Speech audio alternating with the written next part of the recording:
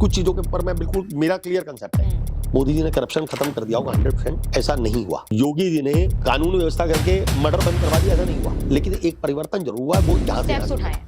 तो यहाँ से यहाँ तक है, बहुत बड़ा परिवर्तन। करप्शन पहले यहाँ था, आज यहाँ हो, धीरे धीरे तो और नीचे आए हैं सब लोग मिलकर। उत्तर प्रदेश में कानून व्यवस्था इतनी खराब थी, लेकिन आज देखिए, मैं हमेशा कहता हूँ अपराधी की मानसिकता आप जो यहाँ से है ना वो नहीं बदल सकते, लेकिन उनसे इतना डर होना चाहिए कि छोटा मोटा अपराधी लाइन से हट जाए। तो आज वो कानून व्यवस्था जो यहाँ खराब थी, आज यहाँ रहेगी। बाबा भीमराव अम्बेडकर हमारे आदर्श है, जिन्होंने इस देश के संविधान की संरचना की। इतना बड़ा नेरेटिव कांग्रेस ने नेगेटिविटी फैलाने का काम किया इस लोकसभा चुनाव से कि यदि नरेंद्र मोदी जी आएंगे तो देश का संविधान बदल देंगे। उन्होंने कहा, कांग्रेस ने ये कहा, क्या ये गलत है? 100%। यदि नरेंद्र मोदी जी 5 साल 10 साल पहले नहीं संविधान बदल रहे थे, तो आज कैसे बदल रहे? आज कैसे बदल देंगे? कांग्रेस ने हमेशा मुस्लिम को बहलाने का काम किया। कांग्रेस ने हमेशा उस तुष्टीकरण की राजनीति को करा जिससे उनकी भावनाएं भड़के और भारतीय जनता पार्टी के और हिंदुओं के खिलाफ रहे। ये सब काम कांग्रेस ने किया, जिसका आज देश को एक बहुत बड़ा दुष्परिणाम सहना पड़ा। देश के अंदर 70 वर्षों के अंदर यदि मुस्लिमों के जीवन के अंदर कोई बदलाव नहीं आ पाया, उसका जिम्मेदार उनकी पार्टी को कांग्रेस। कभी उन्होंने उनके लिए उच्च तकनीक की शिक्षा का प्रबंध नहीं किया, कभी उनके लिए ऐसी योजनाएं नहीं लाई। यदि कांग्रेस मुस्लिम हितैषी थी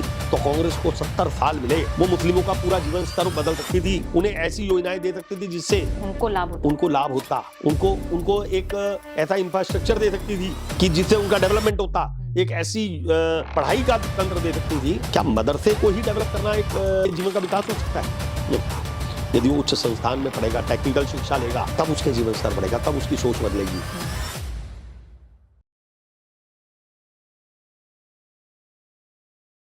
नमस्कार, मैं राजीव गुंबर सहारनपुर से विधायक हूं और भारतीय जनता पार्टी का कार्यकर्ता हूं। नमस्कार और आपका स्वागत है विचार विमर्श पर। आज हमारे साथ जुड़ चुके हैं एक बेहद ही खास मेहमान, जो एक नेता हैं और जिन्होंने इतने सालों में जनता के दिलों में अपनी जगह, अपना नाम, अपना स्थान बनाया है। उसके पीछे का कारण क्या है वह हम इस बातचीत के द्वारा जानेंगे उनसे। So today we have mister Rajiv Gumber ji on Vichar Vimarsh podcast. स्वागत है आपका सर। Thank you. सबसे पहले कैसे हैं आप? बहुत अच्छे, बहुत अच्छे।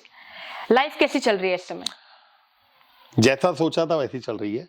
वैसी चल रही है। सेवा का भाव लेकर मैंने अपनी जिंदगी में सोचा कि व्यक्ति के जीवन में अच्छे काम किस प्रकार से कर सकता है, तो प्रभु ने शायद मुझे राजनीतिक क्षेत्र में लाकर सेवा का अवसर प्रदान किया। वो मैं कर रहा हूं और उससे मैं बहुत ज्यादा संतुष्ट भी। संतुष्ट हैं आप? सर, कहते हैं कि एक नॉर्मल लाइफ और एक पॉलिटिशियन की लाइफ में काफी अंतर रहता है, दिनचर्या में काफी अंतर रहता है। तो कोई एक ऐसा अंतर जो आपने महसूस करा हो before being politician and after being politician? एक यदि नॉर्मल व्यक्ति और एक पॉलिटिकल व्यक्ति की लाइफ के बारे में यदि बात करें तो निश्चित रूप से एक बहुत बड़ा डिफरेंस है। वो डिफरेंस आपकी दिनचर्या से संबंधित है, आपके शौक से संबंधित रहेगा, आपकी फैमिली से संबंधित है, और जहां तक मैं सबसे बड़ा है कि पॉलिटिकल व्यक्ति का अपना कोई सिस्टम या अपने कोई टाइमिंग अपने परिवार के लिए या अपने बिजनेस के लिए उस प्रकार से नहीं हो सकती जिस प्रकार से एक नॉर्मल व्यक्ति अपने टाइमिंग्स को अपनी जरूरत के हिसाब से एडजस्ट करता है। तो कुछ शिकायत रहती है परिवार वालों की कभी? नेचुरल बात है, जो भी समाज के क्षेत्र में सेवा का भाव लेकर काम करता है, कहीं ना कहीं उसका थोड़ा सा असर तो परिवार पर पड़ता है। लेकिन मेरे परिवार में ऐसा कुछ नहीं है। मेरा परिवार मेरे इस कार्य से हमेशा संतुष्ट रहता है और मेरे साथ हर काम में अग्रणी भूमिका में रहता है। बहुत खूब। Sir, over the years being a politician, कोई एक ऐसी चीज आपने जानी हो, कोई एक ऐसी बात आपने सीखी हो जो आपको लगता है कि अगर मैं पॉलिटिक्स में ना आता तो मैं नहीं सीख पाता? What you have learned over the past years being in the field of politics? राजनीतिक क्षेत्र के अंदर जो सबसे बड़ा सीखने का काम मिला वो ये मुझे मिला कि शायद अगर मैं राजनीतिक क्षेत्र में ना आता तो जो बात पहले मैंने दोहराई कि मैं जो सेवा करने का काम कर रहा हूं वो ना कर पाता, और मैं किस प्रकार से दूसरे की हेल्प कर सकता हूं। ये एक बहुत बड़ा मौका मुझे इस क्षेत्र के अंदर मिला। व्यक्ति जीवन में अपने लिए सब कुछ करना चाहता है, लेकिन मैंने देखा राजनीतिक क्षेत्र में, सामाजिक क्षेत्र में लोग अपने लिए ना कुछ करके किस प्रकार से दूसरे के लिए काम करते हैं, समाज के लिए काम करते हैं, संगठन के लिए काम करते हैं, ये बहुत कुछ देखा। अभी मेरे पास कल का उदाहरण है। यदि मैं हमारे एक संघ के वरिष्ठ प्रचारक,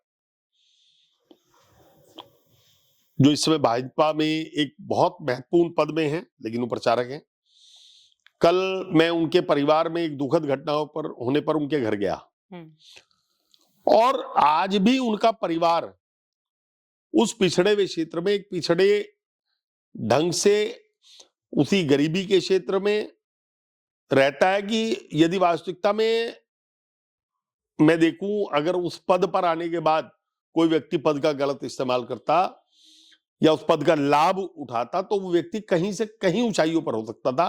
वो एक बहुत बड़ा उदाहरण मेरे लिए भी है। तो हर तरीके के लोग आप कहना चाह रहे हैं? देखिए, राजनीतिक क्षेत्र में हर तरीके के लोग रहते ही हैं, और कुछ लोगों का उद्देश्य राजनीति से नाम कमाना होता है जी। कुछ का उद्देश्य केवल पैसा कमाना होता है, और कुछ का उद्देश्य सेवा करना भी होता है। तो ऐसे अलग अलग उदाहरण हैं। बहुत खूब sir. Sir, for our audience seeing this podcast, हम ये उनको बताना चाहते हैं कि इस पॉडकास्ट का मेन उद्देश्य जो हमारा ये है कि ये पूरा रियल रहे, ये पूरा रॉ रहे, and being a person who is interested in politics and many more people who is seeing this podcast, जो शायद पॉलिटिक्स में रुचि रखते हैं या नहीं रखते हैं, मैं ये मानती हूं कि जो मेन क्वेश्चन हर किसी के दिमाग में उत्पन्न होता है वह ये होता है कि what is politics actually in a real manner.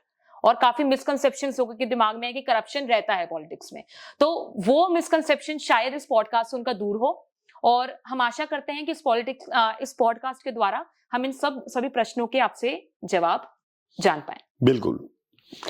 बहुत खूब sir. Sir, before entering politics हमें कहीं ना कहीं पता चला है, मालूम हुआ है कि आपका जो फैमिली बिजनेस है, फैमिली बैकग्राउंड है, वो कहीं ना कहीं बिजनेस की लाइन में रहा है और आज भी है, और कहीं ना कहीं बसेस ट्रांसपोर्ट के से संबंधित रहा है, और कहीं ना कहीं आप लोगों को जोड़ने का काम करते हैं।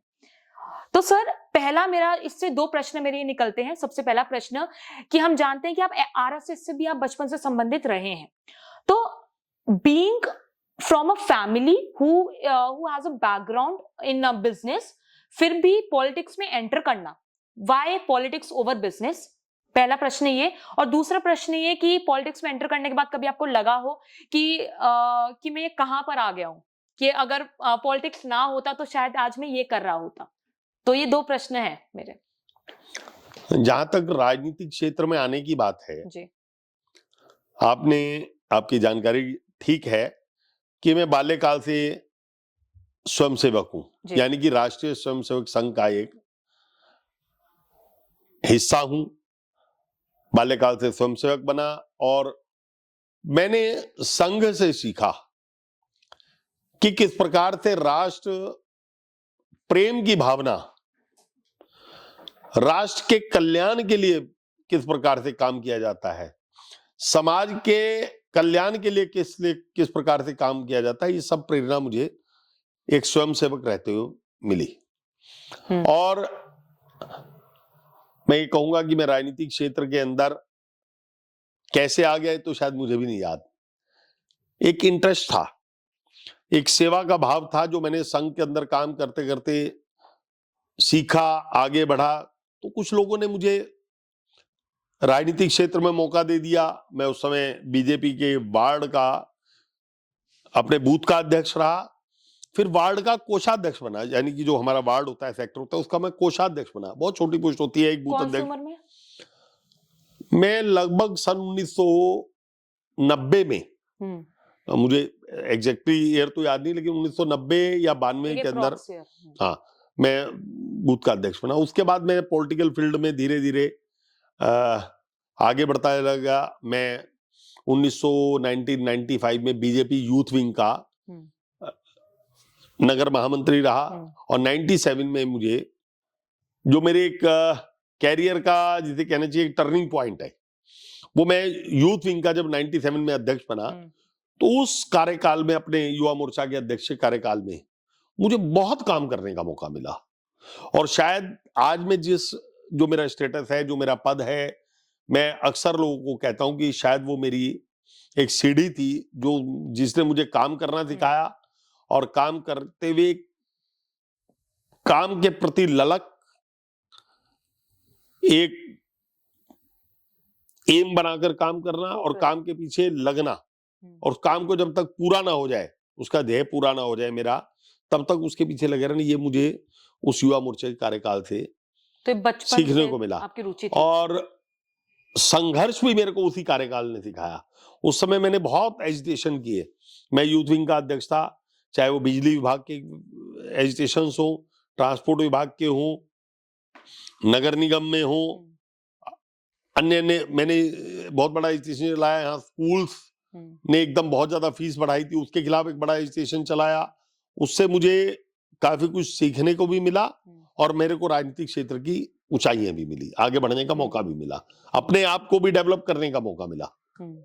तो बचपन से रुचि रही है? बचपन से रुचि रही। रुचि स्टार्टिंग तो मैंने बताया संघ से थी, लेकिन धीरे धीरे मैं जैसे अपने आगे बढ़ता रहा, वैसे वैसे राजनीतिक क्षेत्र में मुझे मौके भी मिलते रहे और आगे बढ़ते रहा। सन 2007 में मेरे को बीजेपी का महानगर अध्यक्ष भी रहा मैं, और महानगर अध्यक्ष बनने के बाद 2014 में मुझे पार्टी ने एक उपचुनाव हुआ यहाँ, क्योंकि हमारे यहाँ लोकसभा का चुनाव था 2014 में। हमारे सांसद यहाँ से विधायक एमपी बन गए, सांसद बन गए, तो उस समय उपचुनाव हुआ। उस उपचुनाव में मुझे लड़ने का मौका मिला और जीत हासिल हुई। वो मेरे लिए बहुत एक। तो कभी आपको लगा कि पॉलिटिक्स में जब आप आए कि कहाँ पर आ गया मैं, अगर पॉलिटिक्स ना होता तो आज राजीव कुंबर क्या होता, किस प्रोफेशन में होता? आपने बताया कि मैं एक बिजनेसमैन फैमिली से हूँ, और मैं आपको बताना चाहता हूँ बिजनेस फैमिली से था नहीं, आज भी बिजनेसमैन फैमिली से ही हूँ और खुद भी बिजनेसमैन हूँ। आज भी आप बिजनेस करते हैं? बिल्कुल। मेरा राजनीति मेरा पेशा नहीं है। मैंने जब पहले दिन कहीं भी लिखा कि आपका बिजनेस क्या है, तो मैंने ट्रांसपोर्टर लिखा।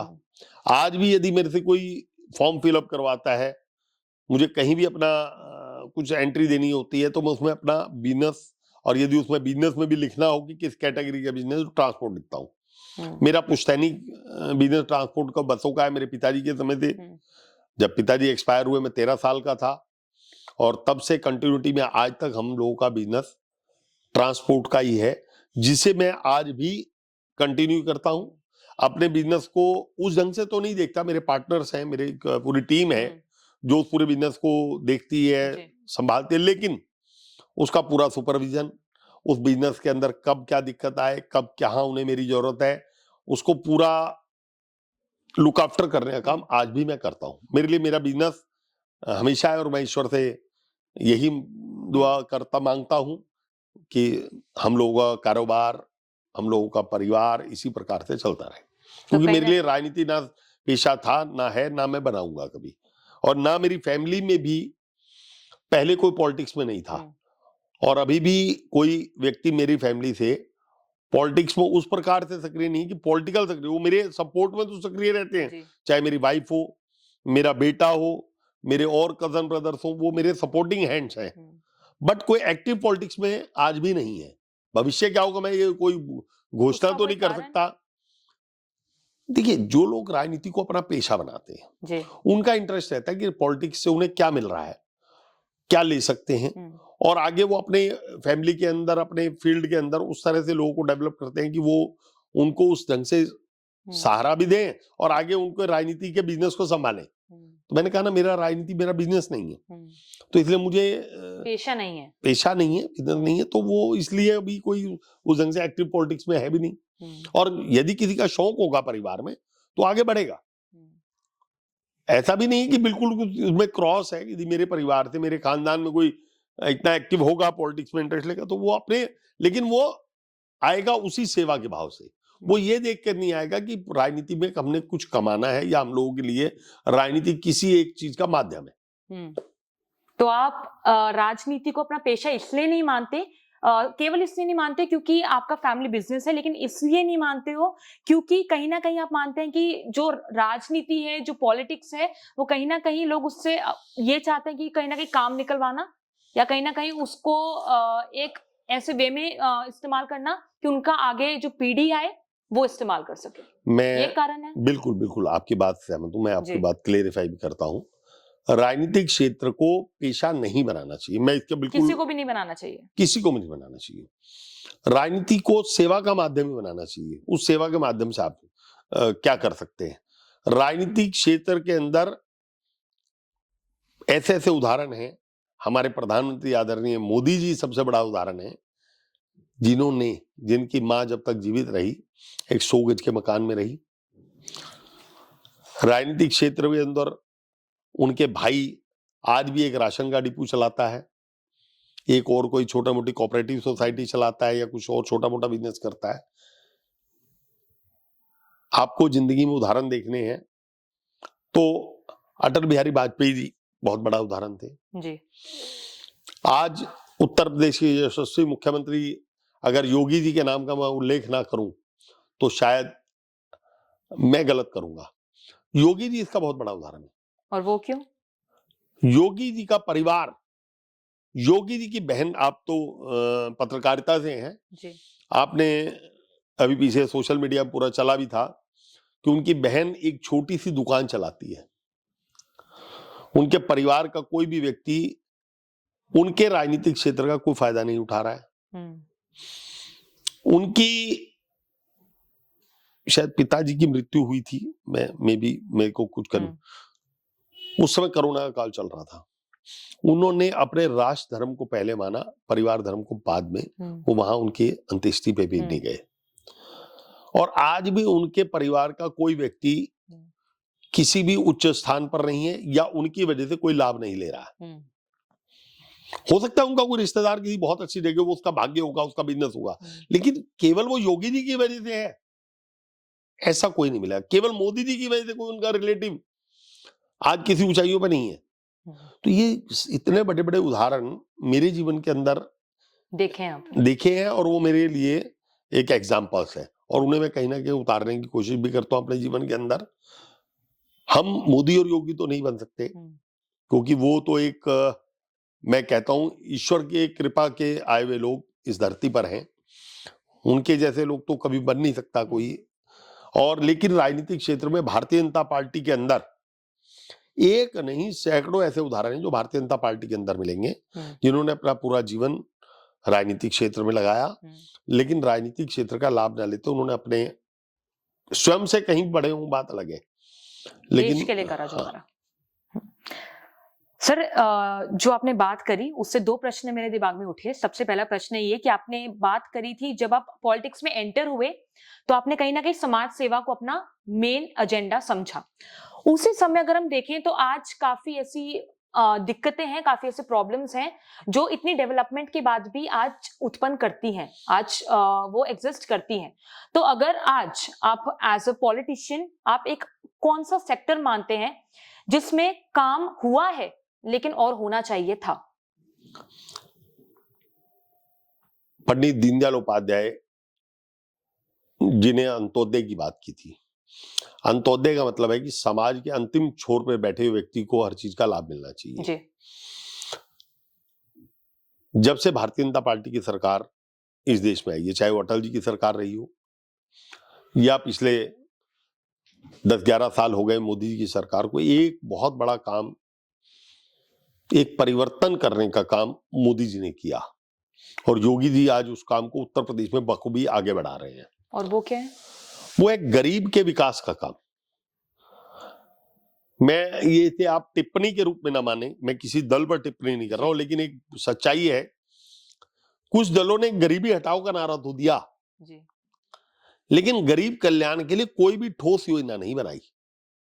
मोदी जी आए, मोदी जी ने जिस समय लाल किले के प्राचीर से ये कहा कि मैं एक परिवर्तन लाना चाहता हूं, वो परिवर्तन के रूप में उन्होंने कई संकल्प दोहराए। उन्होंने स्वच्छता का संकल्प दोहराया।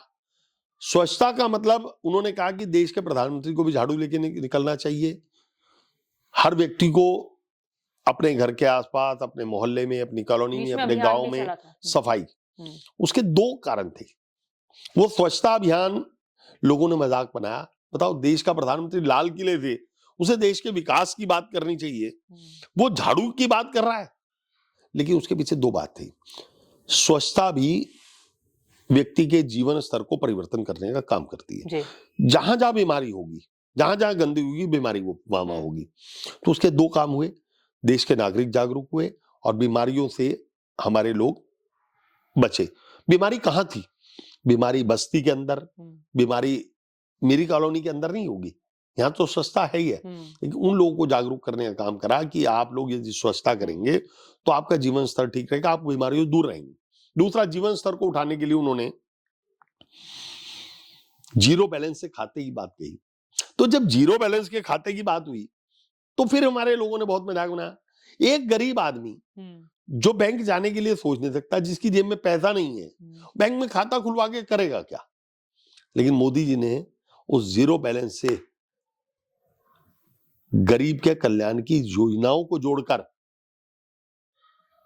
जनधन योजना, जन कल्याण योजना, मुद्रा बैंक योजना, पेंशन योजना, सारी योजनाओं को उससे लिंकअप कर दिया। उससे क्या फायदा हुआ? उन्होंने हर चीज को डिजिटल उसमें ले आए, उससे हर योजना डिजिटल हो गई और डायरेक्ट सब पैसा उस व्यक्ति के खाते में आने बड़ा, वरना वो बिचौलिए आधा पैसा रास्ते में लूट लेते थे उनसे। ये होता था पहले, ये हकीकत है। आज जब कोई योजना होती थी तो उसका पैसा जब तक वहां पहुंचता था ना उस व्यक्ति के बाद, तब तक वो पैसा आधा बढ़ चुका होता था। लेकिन आज वो पैसा सीधा खाते में जाता है। तो आज ये नहीं होता है।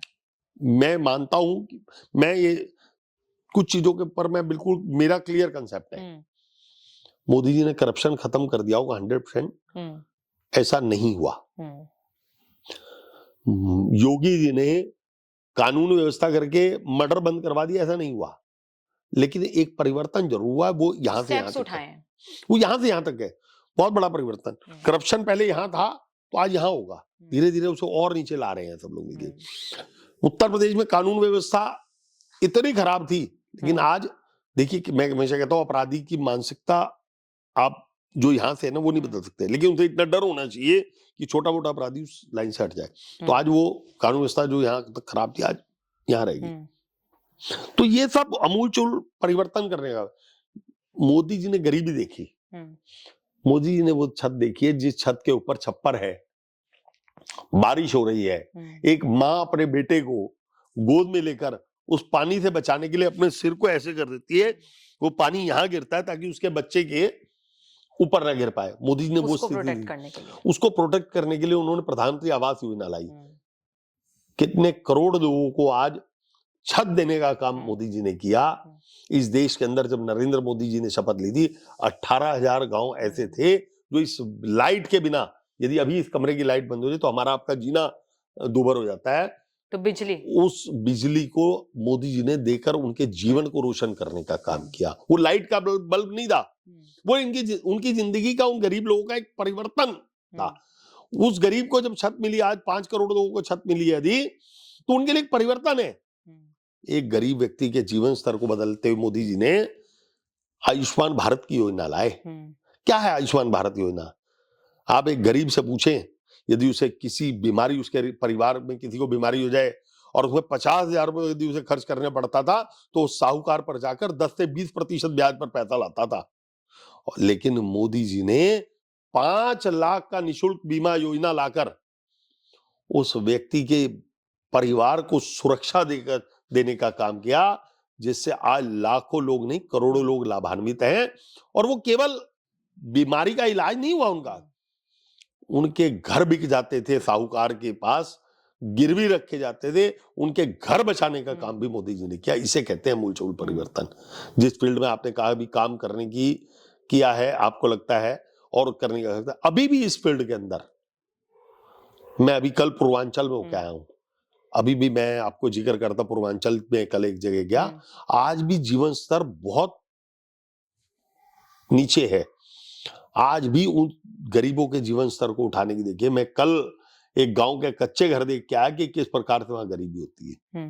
तो उन सब चीजों पर आज मोदी जी, योगी जी और हमारी भारतीय जनता पार्टी की सरकार निरंतर काम कर रही है। और इस फील्ड में अभी और भी काम करने की बहुत ज्यादा आवश्यकता है। क्या आप मानते हैं कि मुस्लिम कम्युनिटी सेफ फील नहीं करती है being on the side of BJP? क्या सच है या झूठ है? ये उनकी सोच हो सकती है। अभी उनकी सोच में बहुत बड़ा बदलाव भी आया है अभी उत्तर प्रदेश में 9 जगह उपचुनाव हुए हैं, इसमें कुंदरकी एक ऐसी विधानसभा है जिसमें 90% वोट और 60% वोट मुस्लिम है। यदि आप वहां के वोट परसेंटेज उठाकर देखें तो काफी ऐसे बूथ पर भारतीय जनता पार्टी को वोट मिला है जो बूथ 100% मुस्लिम है। बट एक मेंटलिटी डेवलप करने का काम इस देश के अंदर कुछ दलों ने किया, भारतीय जनता पार्टी को मुस्लिम विरोधी बनाने का काम किया। मैं दावे के साथ कह सकता हूं, भारतीय जनता पार्टी की सरकार ने जितने काम मुस्लिम हित में किए आज तक किसी गवर्नमेंट ने उन्हें बेवकूफ बनाने के अलावा नहीं किया। जिन योजनाओं की मैं जिक्र करता हूं, हमारे प्रधानमंत्री जी ने नारा दिया सबका साथ सबका विकास, सबका विकास। जितनी योजनाएं हैं उसमें यदि सबसे बड़ा किसी को लाभ मिलने का काम करा है तो मुस्लिम कम्युनिटी को मिलने का काम हुआ है। यदि भारतीय जनता पार्टी मुस्लिम विरोधी होती तो ऐसी योजनाएं क्यों लाती जिसका सबसे बड़ा लाभ मुस्लिम्स को होगा? जैसे आप आयुष्मान भारत देख लें, आप प्रधानमंत्री आवास योजना देख लें जी। आप कोई सी योजना उठा के देख लें, आपको सब योजनाओं के अंदर एक बहुत बड़ा परसेंटेज, सबसे बड़ा परसेंटेज ही होगा, मैं कह सकता हूं, मुस्लिम कम्युनिटी को मिला है। ये भ्रम की स्थिति विपक्ष के लोगों ने, कांग्रेस के लोगों की चाल थी।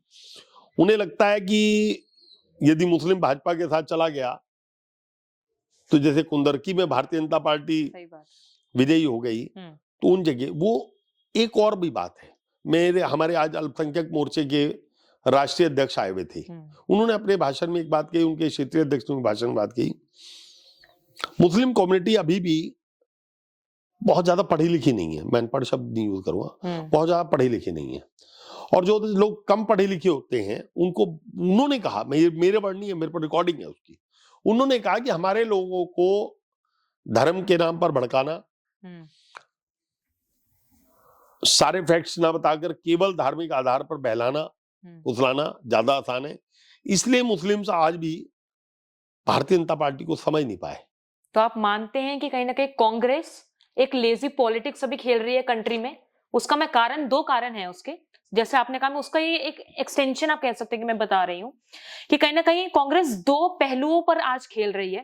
पहला ये कि जो मुस्लिम्स हैं उनको वो ये कहती है कि हिंदूज आपके अगेंस्ट हैं, जैसे आपने कहा कि वो इतने पढ़े लिखे नहीं है कि वो फैक्ट्स के आधार पर एक डिसीजन बना सके, और कहीं ना कहीं वो उनको डराने का काम करती है। उनको ये कहती है कि हम आपके मसीहा हैं, और एक वोट बैंक की पॉलिटिक्स वो खेल रही है कांग्रेस। और दूसरा चीज ये that they don't allow the Hindus to feel like Hindus. तो ये कारण हो सकता है कि कहीं ना कहीं मुस्लिम्स समझ नहीं पाए हैं बीजेपी को, क्या ये कारण आप मानते हैं? बिल्कुल सही बात है। कांग्रेस ने हमेशा एक नेगेटिव इम्पैक्ट डालकर राजनीति करने का काम किया। एक ऐसा नैरेटिव बनाया कांग्रेस ने हमेशा, जिसका एक ताजा उदाहरण अब की ओर का लोकसभा चुनाव भी है। वो मुस्लिम्स का उदाहरण नहीं था, मैं आपको बताना चाहता हूं। वो कांग्रेस ने एक संविधान बचाओ का नारा दिया। लगभग 1 साल लोकसभा चुनाव को होने जा रहा है, आज देश में भारतीय जनता पार्टी की सरकार बन गई। नरेंद्र मोदी जी से बड़ा संविधान का पुजारी कोई व्यक्ति इस देश में नहीं हो सकता।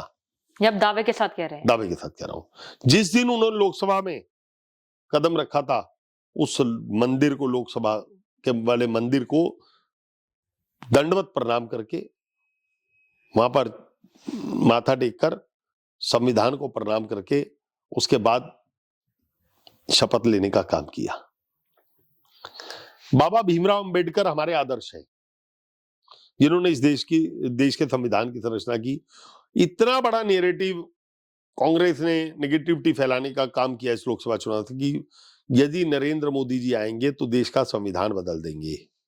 कि उन्होंने कहा, कांग्रेस ने कहा, कांग्रेस ने ये कहा। क्या ये गलत है? 100%। यदि नरेंद्र मोदी जी 5 साल 10 साल पहले नहीं संविधान बदल रहे थे तो आज कैसे बदल देंगे? आज कैसे बदल देंगे? और कांग्रेस ने हमेशा मुस्लिमों को बहलाने का काम किया। कांग्रेस ने हमेशा उस तुष्टीकरण की राजनीति को करा जिससे उनकी भावनाएं भड़के और भारतीय जनता पार्टी के और हिंदुओं के खिलाफ रहे। ये सब काम कांग्रेस ने किया जिसका आज देश को एक बहुत बड़ा दुष्परिणाम सहना पड़ा। देश के अंदर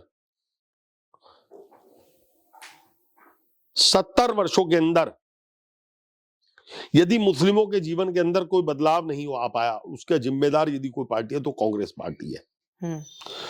कभी उन्होंने उनके लिए उच्च तकनीक की शिक्षा का प्रबंध नहीं किया, कभी उनके लिए ऐसी योजनाएं नहीं लाई। यदि कांग्रेस मुस्लिम हितैषी थी तो कांग्रेस को 70 साल मिले, वो मुस्लिमों का पूरा जीवन स्तर बदल सकती थी, उन्हें ऐसी योजनाएं दे सकती थी जिससे उनको लाभ होता, उनको एक ऐसा इंफ्रास्ट्रक्चर दे सकती थी कि जिससे उनका डेवलपमेंट होता, एक ऐसी पढ़ाई का तंत्र दे सकती थी।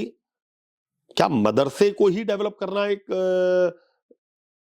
व्यक्ति के जीवन का विकास हो सकता है? नहीं। यदि वो उच्च संस्थान में पढ़ेगा, टेक्निकल शिक्षा लेगा, तब उसके जीवन स्तर बढ़ेगा, तब उसकी सोच बदलेगी, तब उस व्यक्ति में बदलाव आएगा।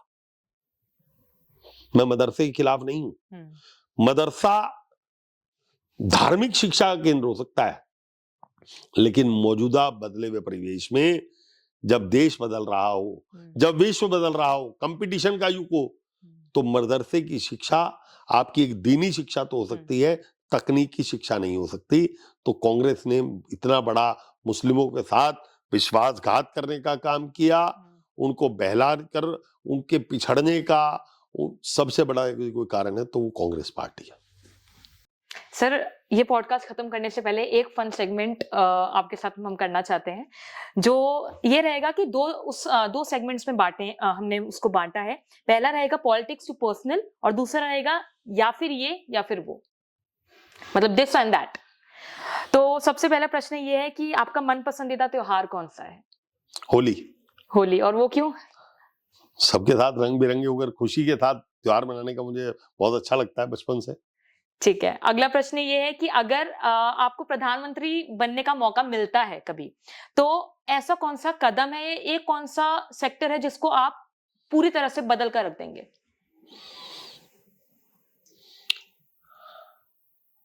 देखिए, जो प्राथमिकताएं आज नजर आती है, मेरे को मानना है कि वो प्राथमिकताएं हर व्यक्ति के जीवन में रहनी चाहिए जो मोदी जी ने। लेकिन एक ऐसा स्टेप जो आप लेंगे?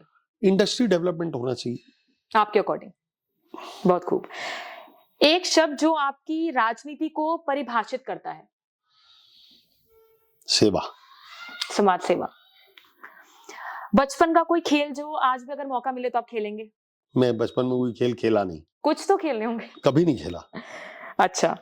पब्लिक मीटिंग या फिर फैमिली डाइनिंग और फैमिली थिंग? पब्लिक मीटिंग में ही हम लोग ज्यादा रहते हैं। अगर एक चुनने का मौका मिले तो वो क्या होगा? अब ये जिस फील्ड में हम, तो उसमें तो पब्लिक मीटिंग ही चुनेंगे ना पहले। ठीक है। उसके बाद आता है दिस और दैट। चाय या कॉफी? चाय। मॉर्निंग वॉक या फिर gym? Morning walk. Modi ji का भाषण या फिर किसी मूवी का या किसी फिल्म का डायलॉग? मोदी जी का भाषण। ये कोई डर के अनुसार नहीं, नहीं। मैं फिल्म वगैरह देखता ही नहीं, बहुत रेयर देखता हूँ। अच्छा। तो ये तो मेरी लाइफ के अंदर आपको नजर आ जाएगा ना जो चीजें हैं। खादी या फॉर्मल सूट? खादी। समाज सेवा या फिर राजनीतिक कैरियर?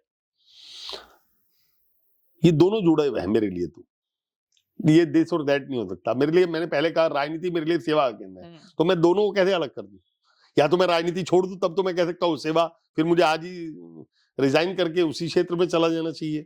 तो आप दोनों को चूज करेंगे? दोनों को चूज। बहुत खूब सर।